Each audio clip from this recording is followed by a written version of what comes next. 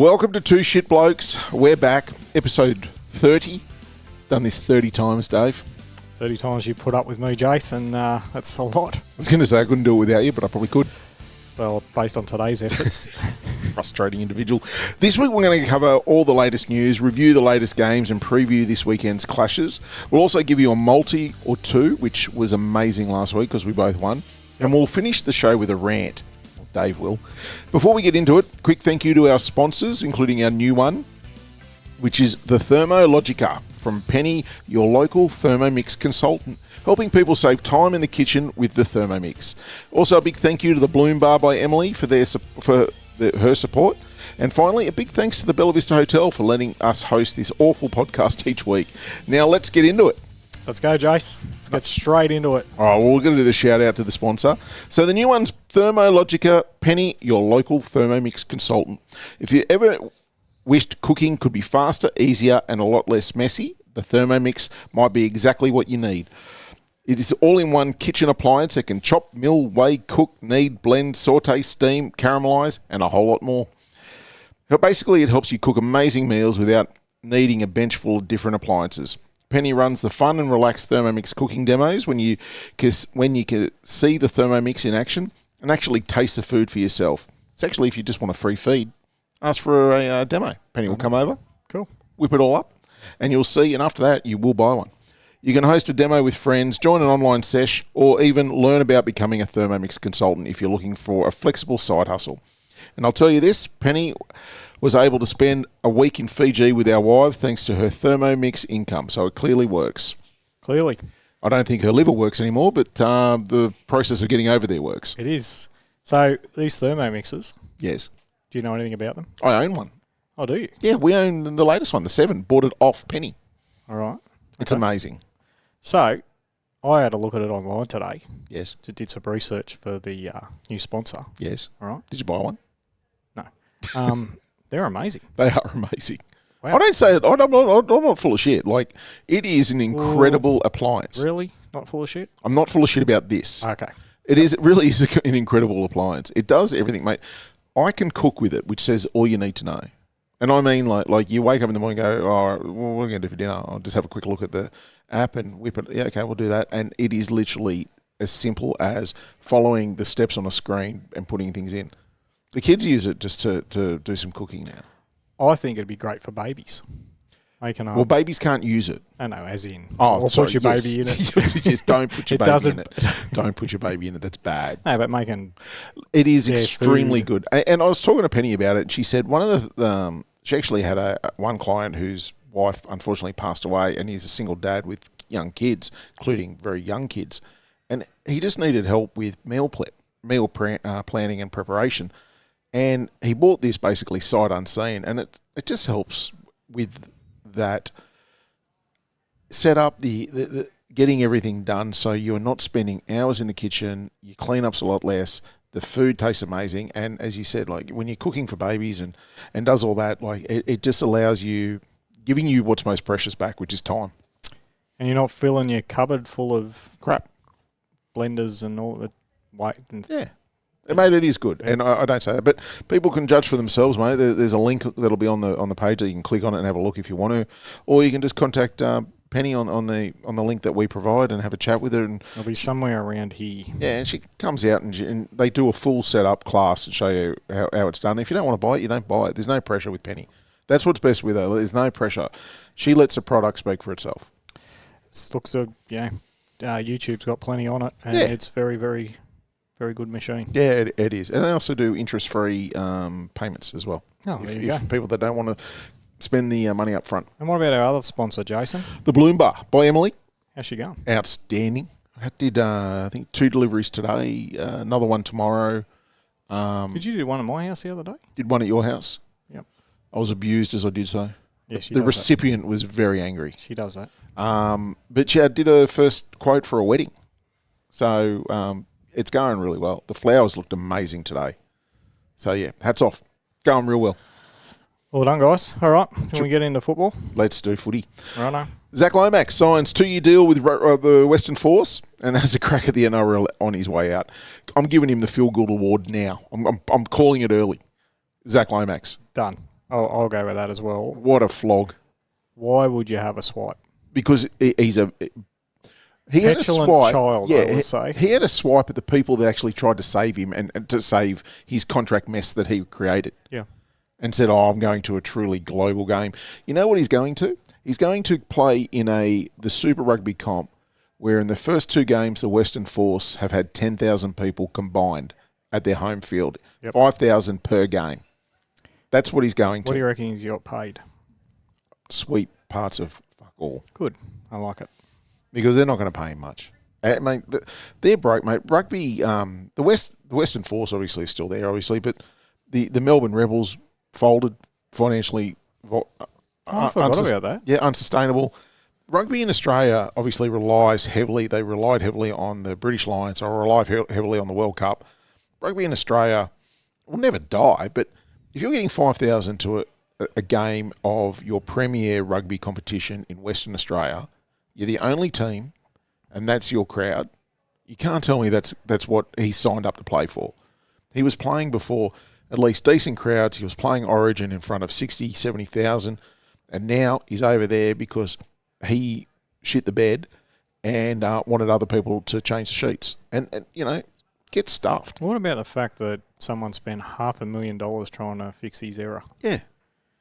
The Storm paid $500,000, yeah, and then on the way out he has a swipe. Mate, this bloke, I wouldn't, if he comes back to the NRL, I wouldn't offer him a contract. How can you trust giving him a contract? Well, let's see if he does 2 years at the Western Force before we get too carried away. But mate, I'm disappointed. Like the way he is carried on. He tried to backtrack on this, on his comments about the global game having a crack. But other people are coming out saying, Zach Lomax, it's like, no. Like, even Wayne Bennett said he made his bed. Yeah, and we said that here. What a flog. Phil Gould. Yep. That's the award winner. You got it straight away. Will Warbrick to the Warriors on a massive deal. Crazy. It is crazy. It's crazy. Can I just give you a couple of names here? Yeah, go. Dylan... Well, DWZ. We're not going down that route again. Dalen Wateni. Damn it, I thought I had it. Yeah, go. Khan Pereira and Roger Tuivasa-Sheck. Right? It's his last year though, Roger, I think. He's still got a contract. Like they can pick him up. Yeah. Okay. So I'm going to say to you, I've got a box. It's got Will Broadbrook in it, or I've got the other 3 blokes. I'm going the other 3. You're going the other 3, aren't you? Why would you sign the mistake machine Will Broadbrook? Mate, on big money. Unless they see for a winger. Unless they see him in the centres. I can't see anything. No, I can't. I agree with you on this one. I'm a bit disappointed that Khan Pereira is in reserve grade. I am too. He's a good player. I think, I don't know about defence and all that, but mate, the guy craps lightning and poos speed. Like, he is exciting. And it's disappointing to see that. I'm just saying that Will Warbrick wouldn't be in my football team at all. No, I don't. Especially when I give you those 3 names. Well, we saw it last year. We used to say it every week. We do. He'll have it. Remember in the semi against the Dogs, we said there's a few mistakes in him. First half, there was about 4. First time he touched the ball, he dropped it. So, I agree. I will say, though, and we'll get into it, he played well game 1. Okay. So, maybe, yeah. All right. Ponga to switch allegiance to from Australia to New Zealand. Thoughts? But you know what? You know my thoughts. It shits me. Yeah, shit. I don't care. Why? Because you don't think he's the premier number 1? No, I don't care. I just think that people can, if they're eligible, they can switch all they want. Doesn't faze me. The fact that they change the rules and then they all go and change allegiances. I just don't like it. You play Origin, you play for Australia. If you don't play Origin, then you can play for whoever you like. I think you can play for whoever they say you're eligible for. You can play for. Well, there's the same argument as I had about them changing the rules. I don't like it. You done? Yeah. I don't like it. We're not going down that route. No, again. I just don't care. All right. Well, no one cares if you care. I care. Last week's game. We're fighting today. Let's fight. Let's go. Fight. Oh God. Last week's games. We'll kick off. We had Thursday night football. It was a close game. Storm 52, Parramatta 4. Wow, weren't the Eels embarrassed? Mate. We'll go. I'll follow my sword. I tipped the Eels. So did I. I tipped them with the start. No, I didn't. I went to Storm. Sorry. Are you done? Sorry. Yeah. I tipped them to be in the top 4.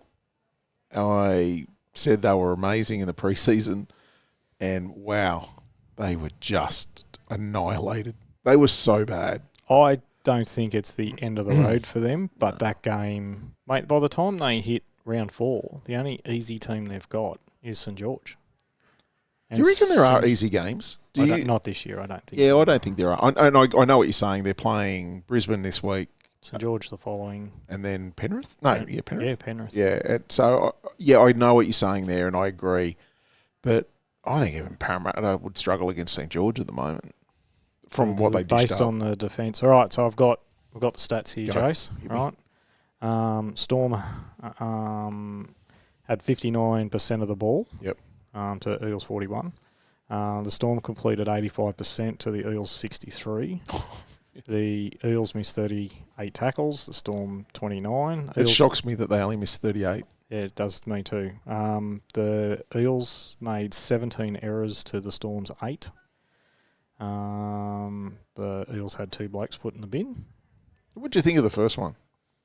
Fair? Yeah, Hopwood? Yeah. Hopgood, sorry. Well, okay, so if he was and we're not going down that track again. But no, what I'm saying is, for me, I actually thought it was more of a head clash than a shoulder.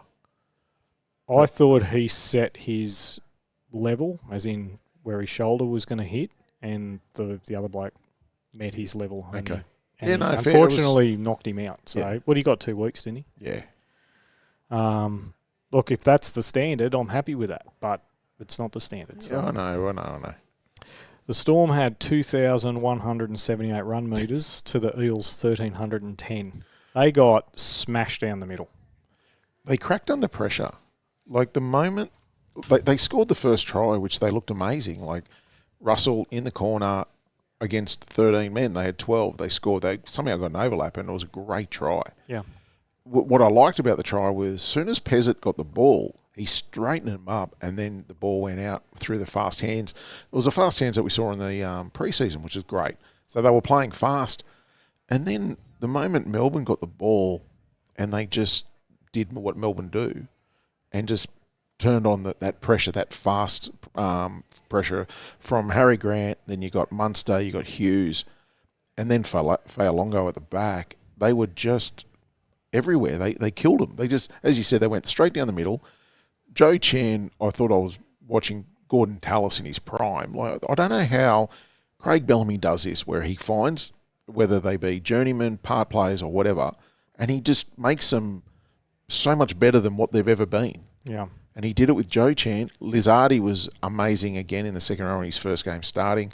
Moses Leo in the centres was a powerhouse. They found these players that were brilliant. And that's after one of, Alex McDonald was concussed in the first 30 seconds and took no further part. So that's a front rower. Go on. But that's the beauty of the new interchange, is you can stack it with a few more forwards. Yeah, you can, but I think you still suffer from being down that player that you've expected to be. I'm sure they have a certain time, all right, you're going to play this many minutes, we're going to do this, and then that gets thrown out, and we go, all right, we're going to have to reassess. And I just thought that Parramatta wilted. I agree. I think because the forward pack was so on top, they were getting the quick play the balls, and then Harry Grant just had his way with them. That try he scored, which one? Under the post. Yeah, he ran from dummy half. Dummy half was an absolute disgrace. He ran 30, 40 metres from dummy half. It was. I've never seen anything so poor. No, it was amazing. Like, it was amazing to watch. Like, I don't. Well, you're just watching it going, what happened there that shouldn't have happened for him? Like, as in, what did the Storm do? But do you think it's indicative of Parramatta, or do you think it's just a bad game? I just think it's a bad game. Why? What changes? I just don't think they can play any worse than that. They were awful. I'm concerned with. I do have concern with their hooker. Yes, the service was dreadful. It was. Taylor De Silva, when he comes on, plays fast, but again the service is not crisp. And I know I don't want to be critical of Mitchell Moses, and this does sound critical, but I'm yet to see him stand up in a big game, or stand up and take the pressure off when they're under the pump, like with a really, a 40-20, or with a kick to the corner, or a settle play, or something that you see some of the great help like Nathan Cleary or even Cody Walker on the weekend getting a 40-20 when they were under the pump. First one in his career. Turn the game, right? Yep. I'm yet to see Moses do that in a critical moment against good opposition. I agree, but the only thing that I'll say about Moses was that his pack got flogged, and it's very hard as a halfback to do concede anything. that. I completely concede that. I just think it's so far what I've seen of Moses, it just does seem to be indicative of his. Did you see that Stefano's ran for 240 metres? So he was angry. He was angry. Like I think he's an ex-Tigers player, isn't he? Yeah, he's a freak. He's a very good footballer. He was embarrassed after the grand final last year because he called out the Broncos as being stuck up, and he kind of then didn't deliver. You know what I mean? Like when you do that, you've got to be the best player on the park, and he wasn't. Yep. And they interviewed him before the game on Thursday night, and they asked him about it, and you could see he was a bit sheepish and like, yeah, I know, I didn't mean it like that kind of thing. So you can tell he's primed for a big year, and he delivered. Yep. And I just don't see Parramatta's pack getting better. I agree. Their pack's got issues. I don't think they won one positional battle out there. I will say that their service out of dummy half, as we said, was terrible. Yeah, it was. And that stunted a lot of their forward motion. If you look at the Storm team across the board, absolutely perfect that they were in that game. Parramatta, would you say there was only two blokes in that side that was a bright spot? Which two? Well, I thought Alongi was good. Alongi was good. Right, and I thought that Dylan Xbox Walker. Dylan came on. He was good. I thought, and he came in and played basically a lock. Yeah, no, you're right. Another they were the two. Type. And he sort of straightened them up a little bit. And when he was on the field, I wouldn't be surprised. I didn't rate what Pezzett did at all. I was going to say that like their worst performers, other than their hooker position, was Pezzett, Brian Kelly, and DeBella. Correct. They're three recruits. Similar to Moses, though, Pezzett can only do what his forward pack can allow him to do. Yeah, I know, but there was some wayward crap going on that he can control. Yeah, true. And they went after him. Yeah, they did. They got in his head, mate. They made a shit talk that was going on. They got in his head, and it worked. So I think, I see what you're saying with Dylan Walker, that he could take over from Pezzett. I don't think that for Dylan Walker. I don't see him as a 5'8". I think he's an impact player off the bench. I like him coming off the bench playing lock and being. That's what I mean. I don't think you could start him at 5'8". All right, so that was that game. In saying that, I'm very worried about Parramatta. Yeah, tomorrow's huge. Tomorrow's a massive game against Brisbane. Yeah. And it's only week 2. And they didn't look fit to me either. Like, they got smoked and they looked tired after 15 or 20 minutes. Well, don't forget, in the trial match against the Roosters, they were down 24-12 at halftime against a full-strength Roosters team. Yeah. And then came back and beat them. So with the reserve grade side. So, I don't know. It's as I said, I fall on my sword. I tipped them. They were in my multi, and I also tipped them for the top 4. Well, the only reason I did tip them and took them off again, so then I tipped the Storm, was because the Storm haven't been beaten since 2001, first game of the year. I thought they were due. Yeah, well, you would have thought so, but they weren't. All right, we got the game. First game on Friday night was the Warriors 42 beat the Roosters 18. I really enjoyed watching the Roosters get beat. Bit a few stats, like I like to do. Yes. Completion rate 81 to the Warriors, 71 to the Roosters, which isn't bad. Yeah. The stats here are pretty close. If you look at the post-contact meters... The game only got blown away in the last 10 minutes. Yeah, the post-contact meters is interesting. 635 to the Warriors, 450 to the Roosters. The Warriors missed 47 tackles and still won the game. They scrambled very well. The Roosters missed 32. The errors were 13 to the Roosters, 8 to the Warriors. This is where I personally think the game was won and lost. The penalties were 11-4 to the Roosters. You can't give away. No, you can't. 7 sets. But why do the Roosters keep doing it then? Well, this is the Roosters year in, year out. Well, Angus Crichton's got a lot to... Do you mean the guy I said last week with his errors? Yes, I did say that to you. I just said Angus Crichton gives away penalties. Angus Crichton drops a little bit of ball. 3. Yeah. And made an error. Yeah.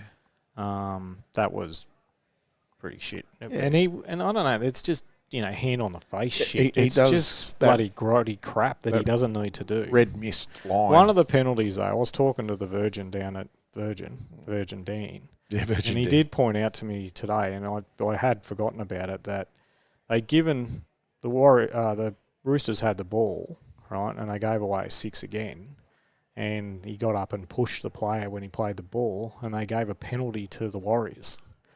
Yeah. You can't, mate. If there's No. a ruck infringement, No, but I think there was more to that, just the push. I think then it started a bit of a melee because he started. yeah. But that. at the end of the There's day, no man, need there was for a it, ruck infringement, which was the first infringement. The penalty should have went to the Okay. Roosters. There's no need for it, and two. I don't. This is the Roosters year in, year I out, know, right? but that's what I'm talking about. Yeah. Well, then the Roosters need to do better. Didn't I ask? So that was the Lindsay Collins incident, right? Yeah. So I thought that was it. Did I kill Marky Mark? You killed him. He did nothing. He was shocking. Yeah. His defence, he was running around like he'd never played rugby league before. Do you reckon that maybe last year was just an anomaly? He just was amazing, and then this year now it's like, wow. No, I think he's a athletic freak, but that was awful. Yeah, it was. It was bad. You know, out of the 10 tries scored, wingers didn't score any of them. Right? You know, that's just an unusual game, and especially when you've got multis going. Yeah, Terrible it's game. Terrible for us. Terrible game. Terrible But for us. I thought Teddy looked great again. Yep. Teddy was fantastic. The DCE combo with Walker has work to do. Was not crisp. Was not good. Well, I thought that. I tell you what they did with DCE. They ran a lot of. He made 16 tackles. They ran a lot of traffic down at him. That's a game plan. All right, he missed one and he had 5 ineffective. Right, but personally, I'm concerned about DCE. He does look that year older. He looks old. Yeah, And like I feel for him. He's not Cooper Cronk, mate. The Roosters bought Cooper Cronk when he was at a similar age, similar time in his career, probably a bit younger. Yeah. But Cooper Cronk is one of the greats of all time, and I think far better than DCE. So I think maybe they're trying to do the same thing with DCE and just let Sam Walker run the team, DCE game manage, but didn't really work in game one. So I don't think.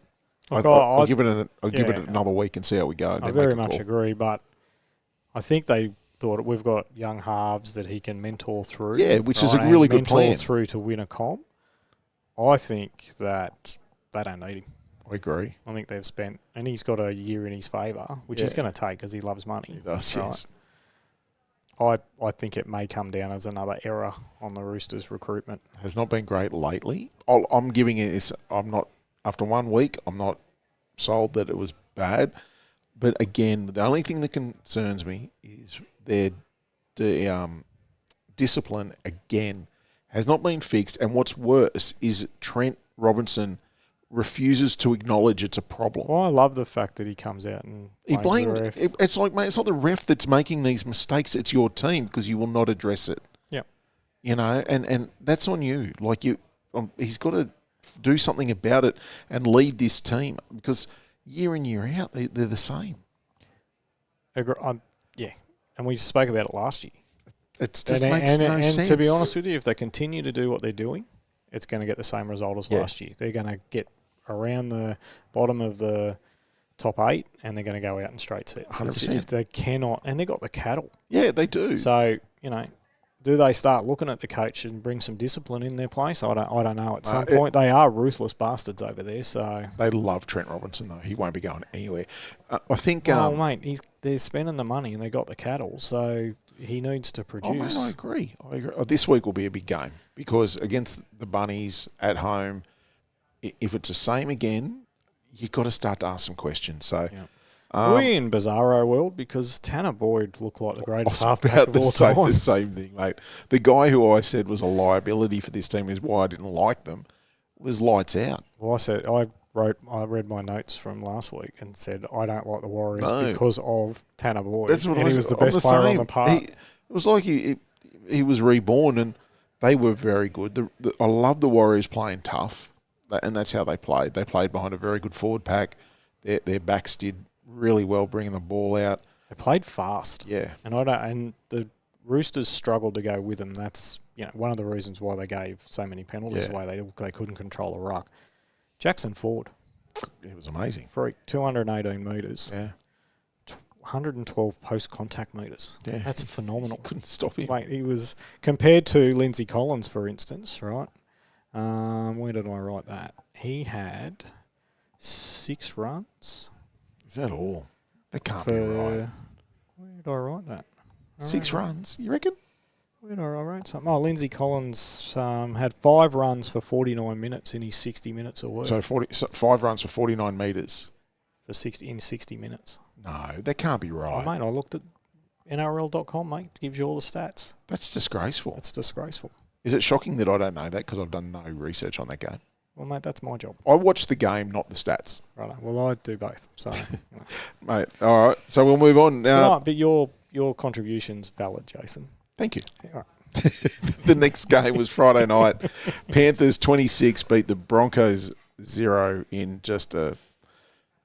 Both teams were not good. I'll say, as in a lot of errors from both teams. Yeah.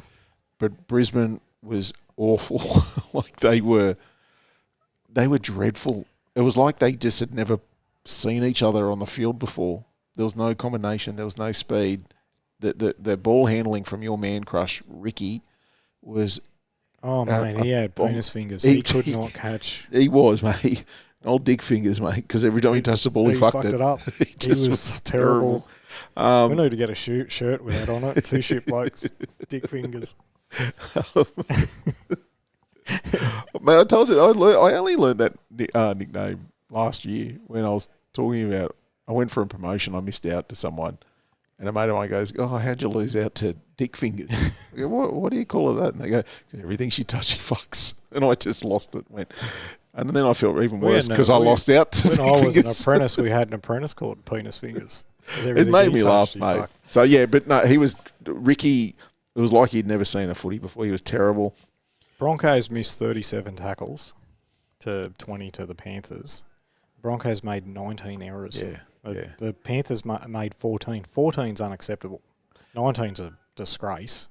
I made this note on Friday when I was watching the game, and I said Hunt's kicking game was just shocking. It was really bad.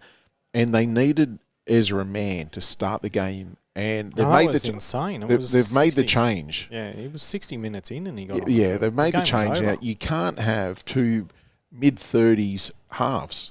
And it just, you can't, because the speed, they can't keep up. Yeah. Sorry, then they couldn't.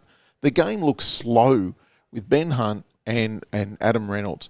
And that's not excusing the errors, but that they weren't good together.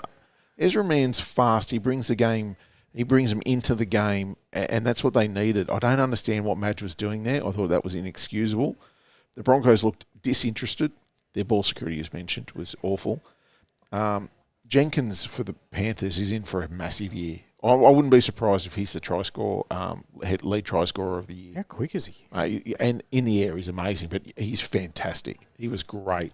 The Panthers' defense, again, they're phenomenal. They look amazing. Dylan Edwards looks injury-free, which should be concerning for every team out there. He ran for 260 metres and had 69 post-contact metres and 7 tackle breaks. He's looking fantastic, mate. So your mate Jenkins scored 2 tries, had 202 run metres, had a try assist and 48 post-contact metres and 8 tackle busts. He was fantastic. That's a winger. He was fantastic. What the fuck is going on there? My mate Walshy had 3 handling errors. Yeah, again, fullback. Everyone had errors in that game. 3's a lot. Yeah, it is. The Broncos had an 8-2 penalty count go against them. Yeah. My main concern with this game, or with the Broncos, is Reynolds. Looking slow and old. I thought he went a year too long last year and thought I was right. This is 2 years too long. He looks... Yeah. I don't know, man. I don't see it. Yeah, okay. And he's talking about going around again after he... It won't be at Brisbane. I don't know where it'll be. No, it won't be at Brisbane. There's no way. Mate, what do you make of Tago not making the starting squad for Penrith? I was surprised. Like, he's their starting centre from last year. He's very good. And they put him in Reggie's. Yeah, who replaced him and he played really well? Well, they had Alamotti and then Casey McLean.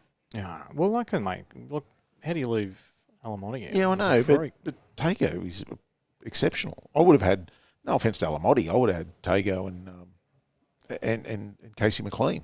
Yeah, It just was surprising. I just don't understand. It's a wealth of riches, right? Like it's a first world problem. It's and just on Adam Reynolds, he missed 6 tackles, had an error, and gave away 3 ruck infringements. So his night was awful.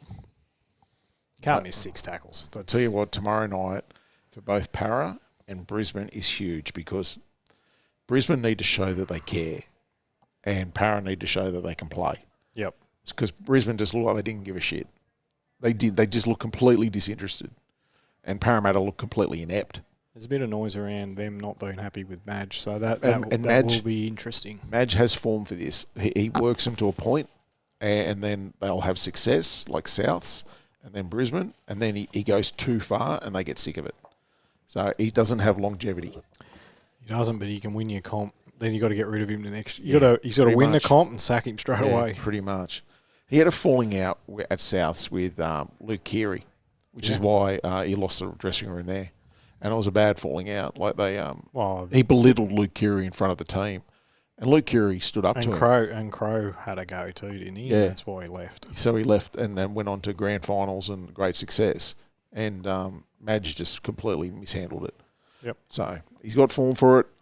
As I said, tomorrow night, a lot of ramifications for this game. So yeah, we could be talking about something completely different next week. Let's hope so. I've got the one of the race stone winners in that game for me. I don't know if you saw Xavier Wilson absolutely level Moses Leota like a front rower. How hard is that? Mate, that's why I gave him. Mate, he absolutely destroyed him. Yep. And I haven't seen anyone be able to bring Moses Leota. I haven't seen anyone be able to force him back like this. And Xavier Wilson just went to task. I will say, Tanner Boyd was my Preston Campbell award. Yeah, rightfully so. I was shocked at how well he went. Yeah, no, rightfully so. All right, then we move on to the Raiders. 29 beat the Seagulls 28. Yeah. It was boring as batshit, that game. I just didn't want to talk about the Sharks. 50 beating the Titans 10, so I skipped it. Look, let's be very... I was thinking that at the time. Let's be clear. The Titans were terrible. All right, so the next game up was the Sharks 50, beat the Titans 10 at home. I'm not getting excited about it. I think it's typical Sharks that they do this to a poor team. They're a flat track building. We love to smash it. Again, they're big games this week. They're playing Penrith. Yep. Braden Trindle was amazing. Yep. I just want to see what they can do. Trindle and Hines had 4 tries, between them, 4 try assists, 1 line break. Trindle had 4 try assists, 1 line break, and a 40-20. Adam Fanua-Blake had 200 metres running. Iro absolutely killed Kinney in one of the biggest hits I've seen. Yep. Almost got the race done, but it couldn't go past a front rower getting levelled. Jesse Ramian looked outstanding. I don't want to get rid of him. Yeah. I don't understand that, but anyway. Billy Burns has really come on this year. I was really extremely disappointed. Sam Verrills is not a hooker. I shouldn't say that. He looked out of place. He looked dreadful. He didn't look NRL standard any way, shape or form. His errors were absolutely inexcusable for a starting hooker. Like he let the ball go with no hooker. He got picked up by the Sharks on a play the ball. He had 5 missed tackles. Lachlan Ilias had 3 errors and 3 missed tackles. They only had 1 forward go over 100 metres, which was Mo, Big Mo, which just went over 100. Yep. They didn't want the initial contact. The only bright spark for me in that whole team was Kinney. Actually, the fullback looks dangerous. He looks classy when he touches the ball. He's got speed. He's got will. He wants to have a go. He actually looks dangerous, but the team needs to be much better. They missed 37 tackles to the Sharks missing 23. Again, they didn't throw much at us, so hard to miss tackles when you're not getting thrown much at you. They just look lost with the ball. My biggest concern for the Titans was in the trial game, their enthusiasm in their line speed and for their scramble defence was unbelievable. It was non-existent. No, it's gone. It was dreadful. So, mate, it's going to be a long year for them.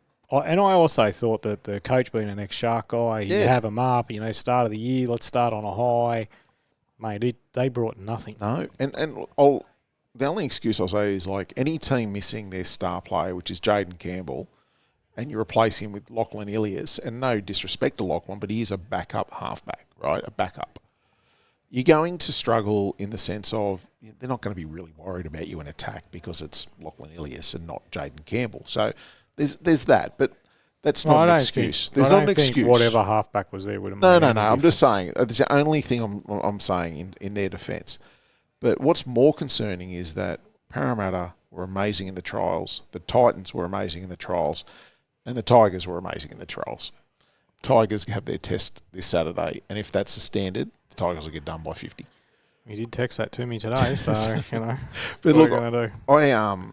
I think that the Sharks need to show they can do this now. Not put 50 on anyone, but play that tough footy. And Trindle and Hines are the ones that need to turn up and have big games on Saturday. Agreed. So But I'm not getting excited as a Sharks fan over that. That was rubbish.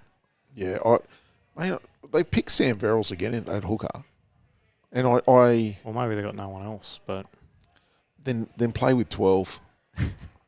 I'm sorry, but he was really bad. Like the service out of hooker was dreadful. But last year he was actually pretty good. well, So let's we'll just get say to the Dolphins, and Snyder was exactly the same. yeah. He was Well, awful. then let's maybe just say that was a bad game and we move on. Yeah. As I said, so the next game after that was the Raiders 29 beat the Seagulls 28, and I really enjoyed this game. It was in terrible weather. It was terrible weather, but it was an exciting game. I actually enjoyed it. You didn't like it? I was here dealing with drunk people, Yeah, true. your wife and my wife. So, Yeah. I wasn't here. It was great. Z grade netballer and Mo Lester had their engagement party. So congratulations, guys. So she's still going ahead with it? Allegedly. That's madness. But we went and picked up your missus and my missus, and they drunk copious amounts of bottles of wine. Anyway, what else is new? They FaceTimed me on the way home because you wouldn't go to Frango's. Yeah, there was a complaint. Did you go to Frango's? No. Mate. I went to McDonald's and got cheesies. Got a few cheesies. That would have appeased him. Mate, I've never seen an opening 10 minutes that this game had. I'd never seen it before where one team did not touch the ball for the first 10 minutes of the game. And I don't mean like, it was 8 minutes, let's call it 10. I mean, past the 10-minute mark, they hadn't touched the ball. No, not completed one tackle. No. They got smashed. They got This is the penalty Raiders. after penalty after penalty. It was a carve up. Yeah, it was. And again, the Raiders, they go a close line like the Roosters, and they were getting called out for it, which is fair enough. So it was 14-0 before they touched the ball.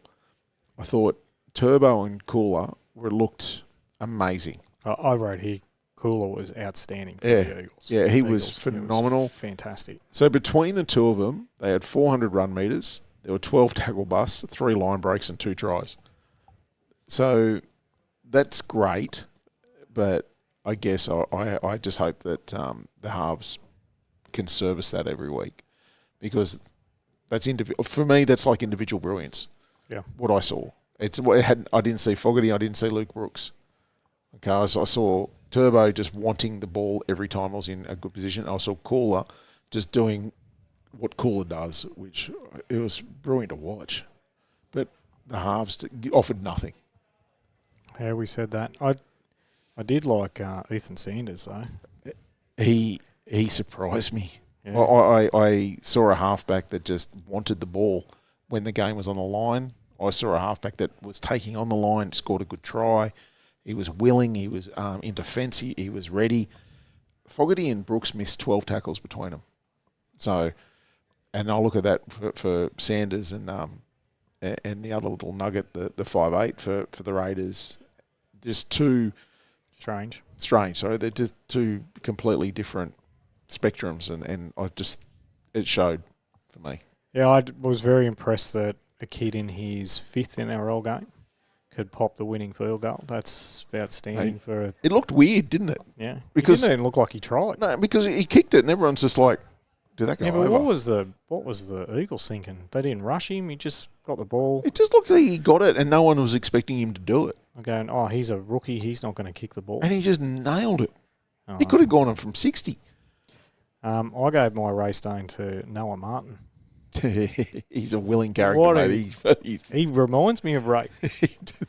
That was his 7th NRL game. And right? the worst haircut. I was Jeff Ridney. He's got a pretty good mullet on him. But he was great. Yeah, like he was. His D was fantastic. Yeah. And his run meters were awesome. And it reminded me a little bit of Ray's style. Yeah, of like football, just that fearless approach. And mate, he's going to be something. Yeah, no, he had to. Ricky doesn't pick idiots, he doesn't pick people to start unless he believes they're capable. Yeah. But not only that, he kept some very good footballers, either in Reggie's or on the bench. Yeah. So Ricky believes in him, and I believe in him because he's in my Supercoach team. So it's a win-win. I didn't even know he existed till the other day, and he was outstanding. For me, Jake Simpkin made 63 tackles, which was 30 more tackles than the nearest Manly player. So he threw his hand up and gave everything a go. So hats off to Jake.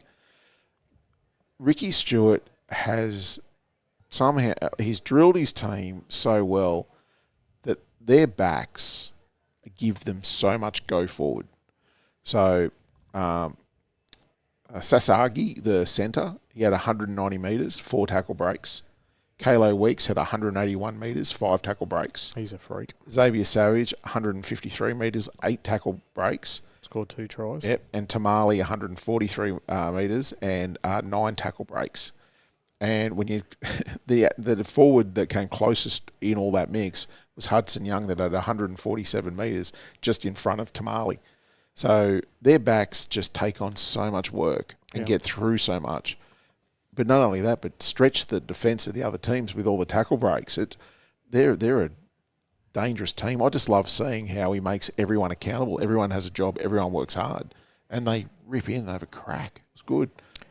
They did show a lot of faith in Ricky because they were shocking for a few years there Yeah. and had issues and all that sort of stuff. And it would be hard for Ricky to recruit because he wants to live in Canberra. That's right. And he's done a tremendous job with, the young kid that is the halfback. He's from Para. He's from Para. Yeah, Para Junior. And he couldn't get a run there because obviously Moses was in front of him. Which is fair enough. Yeah, but mate, how long do you reckon Moses has got? 2 years? But what do? You can't just say, mate, sit here for 2 years. They want to play first grade. Oh, no, but sometimes you've got to let go of the old bloke. And You reckon let go of Moses? Maybe. Nah, mate. Look. I know it's silly, but I don't disagree in the sense that you can't keep moving on to the future. You can't. I agree. But they're not in a place to win the comp. No, I agree. As I said, that's my only point. Is Moses a better player? 100%. Are they going to win a comp in the next 2 years? There's no way in the world, right? No. So why would you keep Moses over a young kid like that? Yeah, you could spend your money elsewhere, couldn't you? And he'd be cheap compared to Moses. That's what I mean. You could spend the money. Yeah. So, mate, look, I don't disagree, but I just think that. Yeah, and we saw it with Taylor De Silva leaving the Tigers because he didn't want to sit behind Appy for 2 years, and the Tigers were like, well, we believe we can win now. But I've got to be honest with you, I think they made the right decision because he hasn't been good. No, he hasn't. But at the time, mate, he was a superstar in the making. So yeah. Anyway, all right. The last game we had was the Rabbitohs 40 beat the Dolphins 30. It was a great game of touch footy. It was 37 tackles the Dolphins missed. That's pretty shocking. They got smashed with a 7-3 penalty count. With only 3 minutes to go, it was 7-1. No, it was 7-0. They got their first. I remember watching. They got their first penalty. 3 minutes to go. 3 minutes to go. Yeah, and then they had two more after that. Yeah. So that's just that's weird. Yeah. Jesus, Katoa missed 6 tackles. Knowles, Snyder, and Keeley missed 4 tackles each. I'm telling you now, I keep telling you this and I keep harping on about it. Tom Gilbert is not a prop. They don't have a prop. That's their problem. They do not have forwards. I'm sorry. They don't have front rowers. They don't have really big men. And I'm telling you, Morgan Knowles, right, is not up to NRL standard. He's struggling.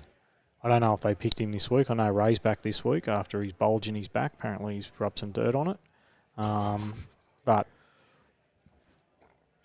I just don't think this guy is NRL quality. Yeah, mate, look. At this stage. I agree. I think Souths were very good, which is good to see. I mean, Fafita looks... Well, they're big guns. When it was a time to go, they went. Yeah, right? Fafita was amazing, I thought. He played almost Played 80 that, minutes yeah. until he got 10 in the bin. Keelan Matangi only had 253 run metres in Yeah, 7 that minutes. was lazy. I think that was in the first half almost. He was a freak. He had 21 hit-ups. Is he the guy going Yeah, St. George. George? 93 post-contact metres. Cameron Murray, 169 metres. But the speed of the play the ball he generates is phenomenal. He's a mate. He, in my opinion, I'm telling you, Cody Walker was awesome, right? Yeah, he was. But Murray was the best player on the field yeah. by 100 miles. It's the speed of the play the ball that he generates. Yeah, but every time he touches the ball, something happens. Even, as you say, he's played the ball, but even when he's got the ball in his hands, Phenomenal. something always happening around him. Kafusi looks 1,000 years old. Yes. Right? He's got I was saying last year I thought he went a year too long. Yeah, he This did. is too. Yeah. Snyder is not a hooker. No. His service out of dummy half was pathetic. Yeah. They put on that Brent Wolf came on. Yeah. He was really good. Yeah, he was okay. Mate. Mate, if they're not playing him over Snyder at Yeah, I know. Man, I said I agree, but I think Totola, Aitken and Duncan had 100 metres, or Duncan had 98, so they all went forward. Only 2 Dolphins had 100 metres total going forward. So that's where it's lost. I think it was in 2013, I think, the Tigers went out and bought Adam Blair, best second rower in the game. Yeah, I'm aware. To get him, under the cap, they had to give up Bryce Gibbs and Andrew Fafita, the Sharks. Right? Just they thought they were short an edge back rower, so they got the best, and it cost them dearly, backfired horrifically. Yep. But what happened was, it also meant that they gave up 2 front rowers, and to replace those 2, they had a guy named, I think, Matt Grote, and a very young Aaron Woods. So for that whole season, the Tigers were absolutely destroyed in the middle, despite having the best back rower, because teams just rolled through them. The best back row who didn't want to be there. Yeah, but that aside, but their whole front row couldn't compete. This is what you're seeing with the Dolphins. They do not have front rowers that can compete with Kulamatangi, that can compete with the big boys, the Totolas running through. They're going to get rolled week in, week out. They got the best backs. Hands in the comp, down. But if your forwards aren't going forward and you don't get quick play the balls, They're you losing don't the middle. create space. They're losing out the middle, wide, mate. and you can't. They're losing the middle, and they can't recover. So this is going to be a very long season for the Dolphins, unfortunately, unless they can find someone, whether they put Kafusi in the front row and just let him get 20 minutes and bash his body. I don't know. I don't know what their answer is. But I do know what the problem is, and it's quite obvious. They have no front rowers to take over that middle. Yep. And they're going to lose week in, week out. Unfortunately, I hate saying that. Because I had him in my 8. Oh, mate, I hate Isn't saying it nice to see Latrell fit Oh, mate. and playing where he should be playing? He played outstanding. And it's great. Oh, I think that team at the moment, that team is going It's very well balanced. to do some damage. I was worried about not having a halfback. But it just doesn't Well, follow. Cody Walker could do he does. do a calf He next does. week and the wheels fall off. Yeah, it's good. Yeah, maybe. The toddler's hurt himself. Who? The halfback. Yeah, yes. Yeah, he's done his syndesmosis. Yeah, I think he's 4 weeks away. Jai Gray at the back. Oh, He's only a fantastic. little man, right? He just throws himself into the defence. plays Someone needs to give brilliantly. him a brain scan because I don't think he's got one. Because the way he was throwing himself into that, he was fantastic. he was awesome.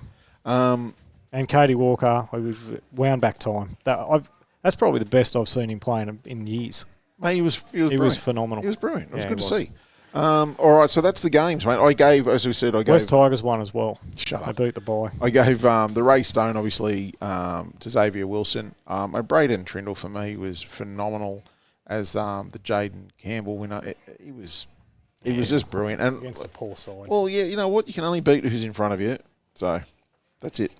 All right, we move on. So the next games, we kick off tomorrow night, and I shall be there at Suncorp. So I'm going up there with Brookie. Broncos v Eels. It's all Broncos for me. Yeah, I can't see them backing up another bad performance at home like that. No, not like that. No.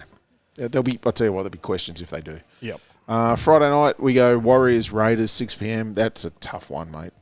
I'm going to go the Warriors because it's at home. I took the Warriors as well. Roosters Rabbits Friday 8 p.m. Be a good game. I took the Roosters only because I think they're not going to want to go 2 in a row, and this is the local derby. And I'm going the Bunnies. Okay. I think they've got something there. I really do. Yep.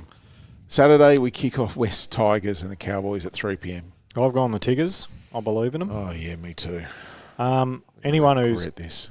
Get on YouTube, they've got a little series out of their pre-season. Yeah. Have you seen that before I sent it to you? No, just saw it. It's really interesting. It's basically Benjamin Marshall swearing at him, talking about standards. That's basically the. Why I don't? This is what I mean. Like, I don't know what Melbourne. I haven't seen that from Melbourne Storm. I haven't seen it from anyone else. Like, don't do this.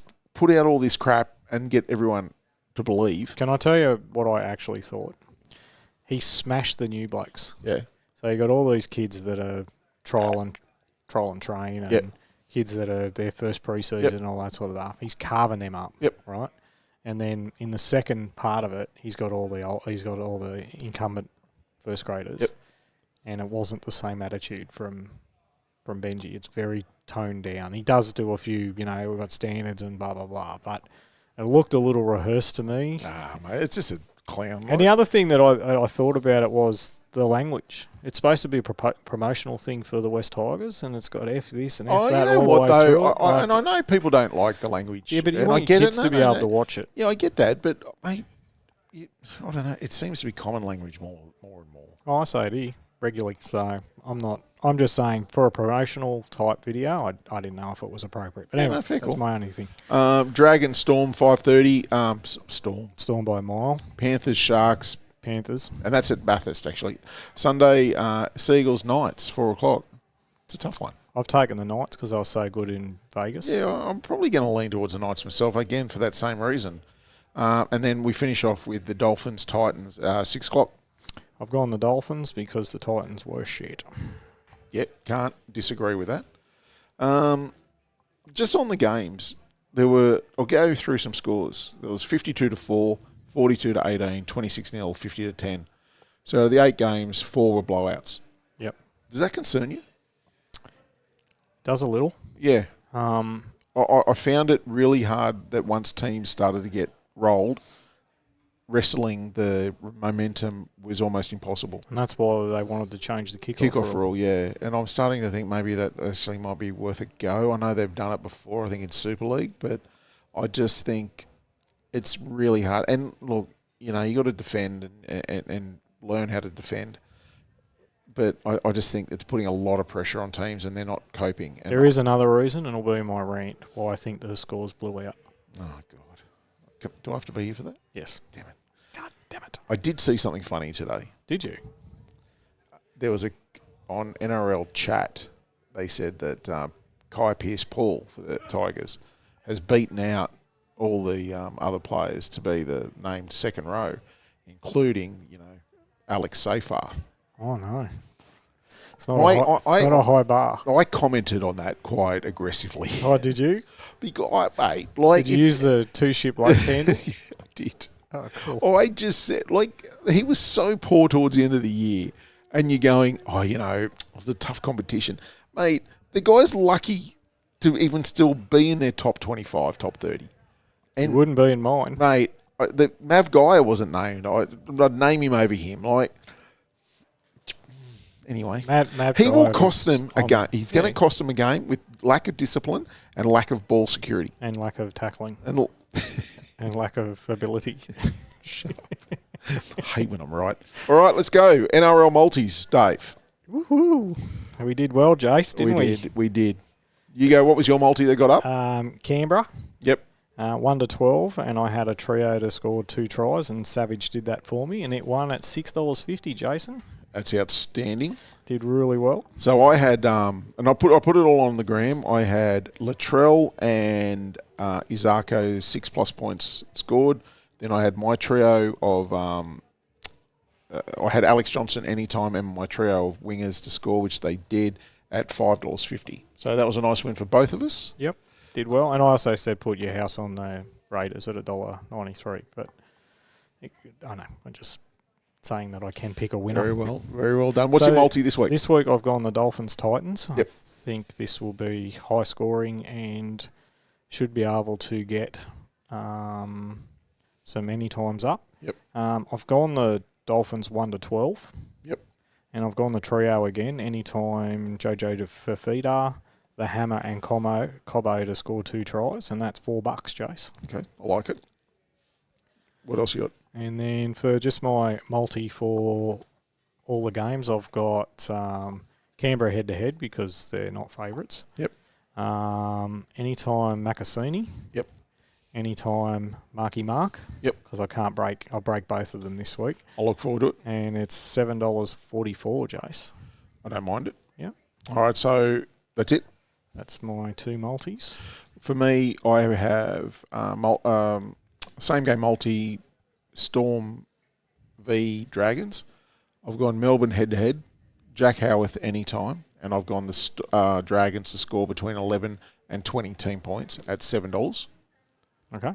And then my overall multi, is including a bit of that as well, I've gone Alex Johnson anytime, Dragons 11 to 20 team points, and the Sharks 11 to 20 team points at $7.59. Yeah, good odds there, people. You got if you stick with us, you'll win. Well, clearly they're in front after 2 weeks. They are. I'm on fire. All right, so the horses. We're going to do our tips. Give me Super Coach. I will get to that. Well, you can't go rugby league horses back to rugby league. I'm going betting super coach. Okay, all right. So horses during the week, Dave. We decided we're going to do our horses as a video release. Our tips on Friday. Because it's just getting a bit hard on a Wednesday to pick a horse. Dave, do you want to talk about your win? Yeah, I was pretty happy with this. So I had 2 bets on the weekend. Yeah, just talk about the win. Come on. I know. Okay, I will. So I took the cat, Tom Kittens, and it never looked like losing. It was a great It run. was a very good ride. He didn't even hit it. No. It Hands had and that heels. it had that much left in it. Craig Williams, hands and heels, mate. He's outstanding. Was a great ride, and that to beat Pride of Jennings, she's cooked as far as I'm concerned. Yeah, I agree. She had a good run though. She had a very good run. Well, not at that quality level. She's not going to win those races, but she's a good. She still hung on, I think, for third. I do want to talk about the Salty Pearly, right, which is the one that was my other one. You lost. What the fuck? Well, right? Tentaris was the same. Mate, it got back it's so last far. on the turn. Yep. Right? At Flemington. And, it came home strong. Yeah, so did Tentaris. You can't start 7 lengths behind the thing that's coming first.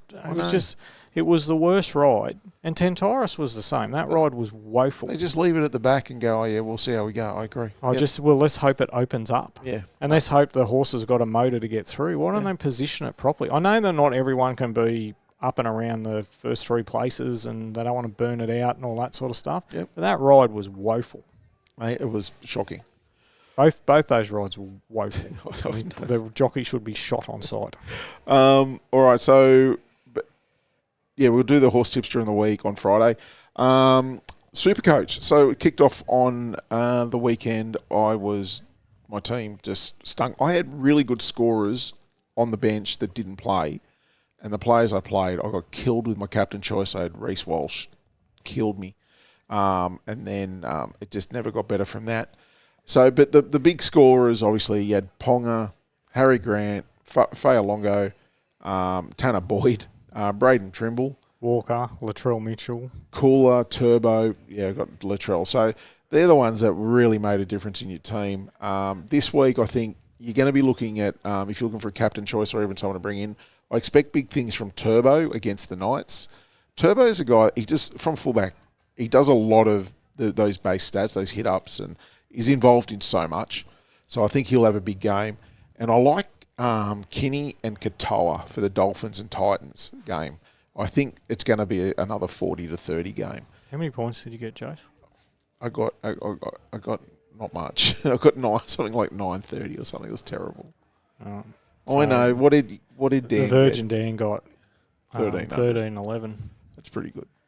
I don't know what any of that means. No, it's a good score, mate. Like I just Well done, Dan.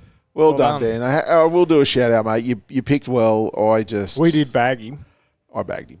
Well, I did too. I just You just jumped on the bandwagon. yeah, I did. But he picked Latrell and No, I had Walker. Latrell. I didn't have Cody. I had Latrell. I had Cody Walker, but then there were some big guns that scored. And once the thing with Supercoach, you can be going really well, but if you're the captain who gets double, if you have a bad captain choice, you're cooked. Yeah. And when your captain scored, I think Reece Walsh scored something like in the 30s, and that means I get 60 points. Someone else who picked the captain like at 120, they get 240 points. So you're going to lose straight away. Yeah. So that's why captain choice is so big. The big thing I like about what Dan did, he didn't listen to us and change his team.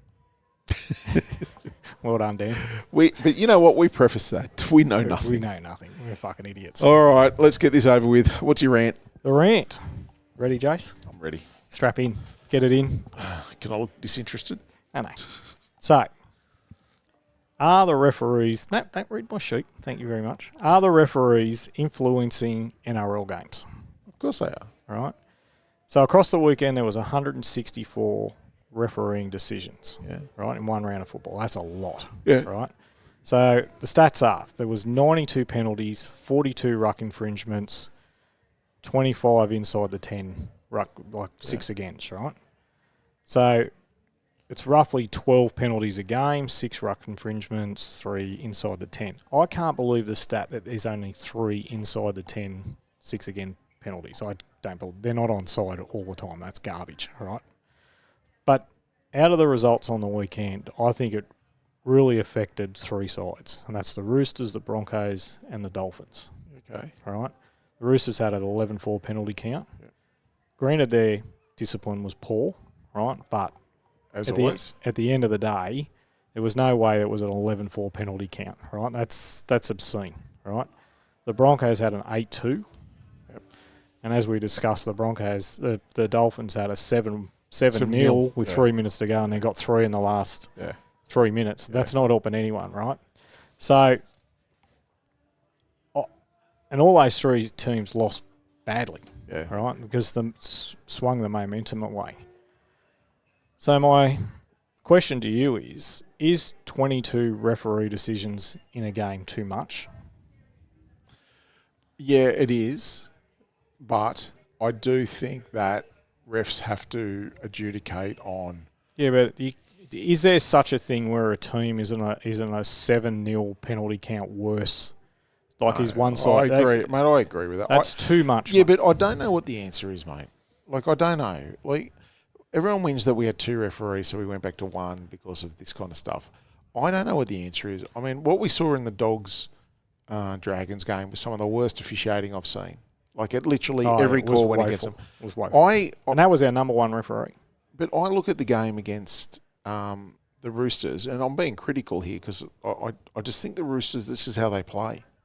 So to say that, they were harshly done by, are they really that harshly done by week in, week out? You can't be an 11-4 penalty count. But you can't you tell can me... if you have if you're being coached to slow the play ball down and to do certain things, which they all went, when it was they had the most penalties and they pushed that line when they were within the 20 a few years ago. I think when they won the grand final because they could defend their way out of it. The game stopped. It was a penalty, etc. Now with 6 agains, that has changed things because the game keeps going and you can't stop the game. You don't get a break. I personally think that 22 refereeing decisions in a game is way too many. Yeah, I think there's too much influence on the game. Are they doing it early to try and set a standard? I don't think they're doing it all the way through the games. And if you've got a team that's not got momentum, right, and they're up against it, right, if continual penalties, mate, and they don't get the ball, well, obviously the penalty count's going to be lopsided because the other team's got more possession, but this wasn't the case with these games. These games were fairly contested with the possession,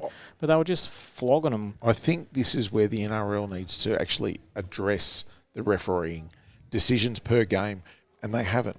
Like I didn't hear anything after the Dragons debacle. No, they had a meeting with them. No one heard what happened. Yeah, so these are the things where it's frustrating that if you're just not hearing anything from them. So rant number 2. Oh God, there's 2. There's 2, right? I personally think there's a problem with the 6 agains. All right?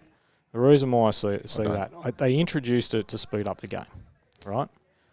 So a lot of them, as we can see from the tallies that I've just given you, right, are ruck infringements, right? Some of them are on the 5th tackle, all right? As a fan, right, of the game, I'm seeing these ruck infringements and going, what happened? What was wrong with that tackle? It looked exactly the same as the other 4 in that set. Yeah, I know, right? I get it. And the reason why it worries me is twofold. One, they're giving away ruck infringement penalties, 6 agains, right? And because the game just moves on, no one's looking at those tackles and saying, was that really a ruck infringement? Right? Yeah, okay. I'd be very surprised if the NRL's going through those games and going, why did you give that 6 again? I think they would. But I do. Well, why do they keep doing it? Why is there so many? Right, and that I changes the momentum. Look, it used to be teams used to give away a ruck infringement on the 1st and 2nd tackle. I'm telling you now, they're not doing it on the 4th or 5th. Right, so are they nitpicking these play the balls because a 6 again on the 40 after you've just defended 5 tackles and you give them 6 again is a massive play in the game. It's right? a game swing. I don't like penalties either, right? But I don't think they should be using the 6 agains to nitpick on small play the ball infringements. The other thing that worries me about the 6 agains, right, is the integrity of the game. Yeah. Right?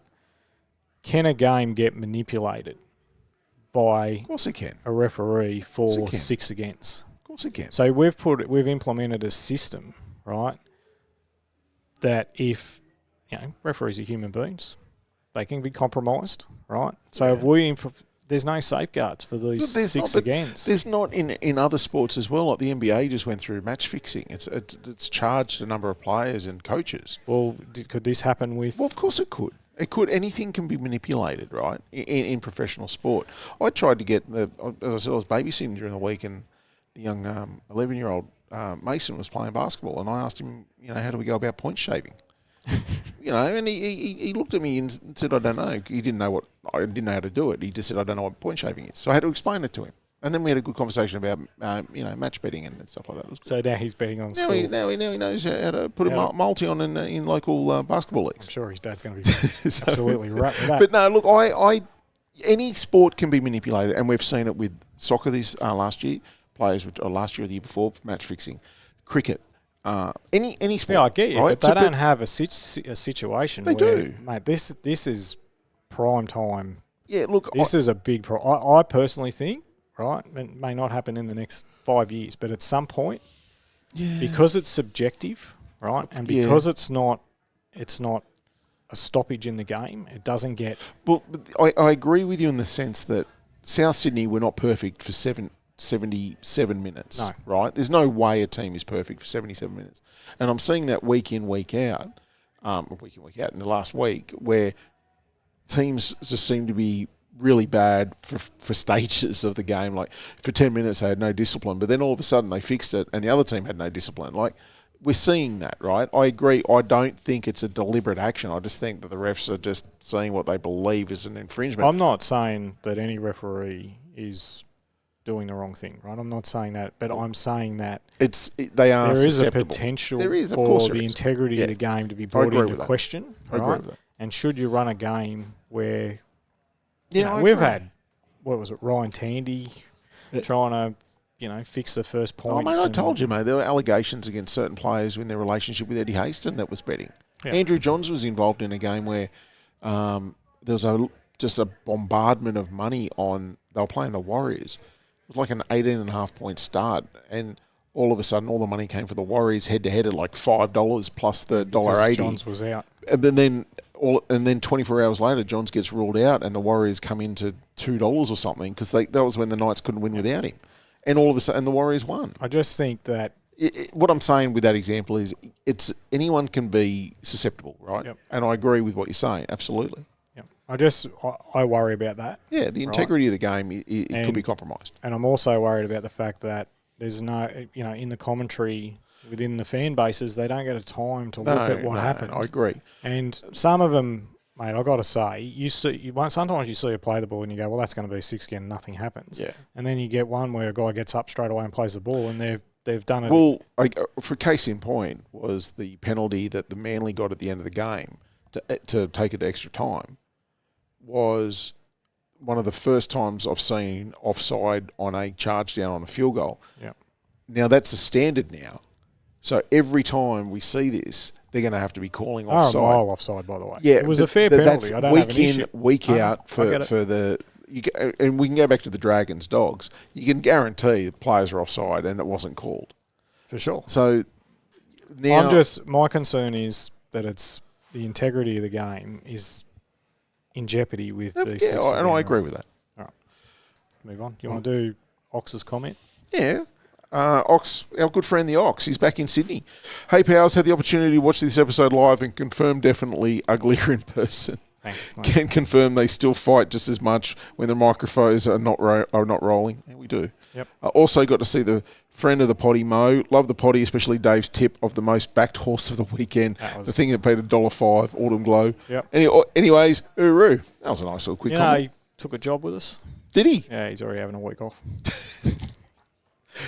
There was a comment on YouTube. Yeah. When we teed off on Nathan Cleary's mate. Yeah. I just want to quickly address it, right? Okay. It is not a rant. It's just a spray on that guy should have got the Gus Gould Award. Yep. So the comment basically said that Nathan Cleary's mate got only charged with 3 grams of cocaine and a gel blaster. And a gel blaster, yeah. Yeah. I believe the gel blaster part is correct. Right. Well, he got his facts right. But he was also charged with large commercial supply of a prohibited drug. Yeah, it's 3 grams. For large commercial, and you can Google it, is over 1 kilo. Yep. So 15 counts of different raising, dealing with proceeds in crime. In other words, he's dealing with cash that he's making from all these drugs transactions. From his 3 grams. I don't mind when people want to spray us, but people like that should literally carry a pot plant around to make sure they get oxygen to their brain, because he may be the dumbest human being on the planet. Like, you can Google what he got charged with. Like, It's literally able to be Googled, right? Yeah. So what I'm saying is, you're a fuckwit, whoever you are. At least look into something before you spray us and say, oh no, it was only 3 grams. And also take into account someone's past occupation. Yeah. But like 15 counts of serious offending, and you want to defend it, go, oh, it's just a gel blaster and 3 grams of coke. Mate, it was it was massive amounts. So please look into something before you want to spray us. You don't get refused bail for 3 grams of coke and a gel blaster. No. Like, for God's sake. If it wasn't so laughable, it would be just ridiculous, mate. You're a dead set flop. Anyway, that's it. That's all right. Do you want to talk about me killing a kid at soccer? Yeah. You broke someone's wrist. You broke a young girl's wrist. Well, she didn't listen. Well, that's her fault. Yep. So, I coach a under-15 girls soccer team, Paulie. That doesn't sound creepy, but go. It's my daughter's team. Oh, okay. I just didn't volunteer to hang out with other people's 15-year-olds. Oh, that's what I thought. Thanks. Appreciate that. And they played on the trial on the weekend on their synthetic grass because they're not going to get their shoes dirty. We got absolutely flogged. New team, they took all our girls off us. New team. A lot of them got restraining orders against me. Had nothing to do with the coach. No, all the girls got graded up. And Chloe and the other coach's daughter, they stayed down. Anyway, one of them's taken a tumble. Just got up, kept playing. I got a phone call last night saying, you broke one of the girls and we need to do a report on her broken wrist. Where were you when she tumbled? Next to her, I tripped on the concrete. So she got up and kept playing? Didn't say a word to us, didn't cry, nothing. Got a fractured wrist. That's so tough. Yeah, we gave her the Raystone Award. She deserves it. You know what's funny is we've got Z-grade netballer. Yeah. Scratches a knee, carries on, screams, cries, goes to physio. And I went to hospital. You won't. In traction for months. Takes up someone's spot at hospital that needs it. Probably someone needing a heart transplant. Yeah. And there's a Z-grade kneeballer with a knee up, crying. Yourself. You pull a little twinge in your hamstring and you're limping around like you're at the Special Olympics. Mate, you got a young girl with a broken wrist playing on. Mm. The two of you should be... I didn't go to the hospital for my hamstring. You should be ashamed of yourself. Yeah, I should be. And so should Z-grade netballer. Yep. You should look to this young girl and say, I'm going to do that kind of toughness. Righto. Fair enough. She got the Raystone Award. Can we go home now? Yes, let's... Okay, all right, that's all we've got time for. Big thanks for everyone listening to Two Shit Blokes. Don't forget to follow us on YouTube, Spotify, and the Gram. And if you enjoyed the episode, share it with a mate who loves rugby league, because we are back. Big thank you again to the sponsors, Thermo, Logica, Penny, your Thermomix consultant, and the Bloom Bar by Emily for supporting the show. And of course, big thanks to the Bella Vista Hotel for letting us record this awful podcast every week. We'll see you again next week, and until then, do better. Do better, guys. See you later.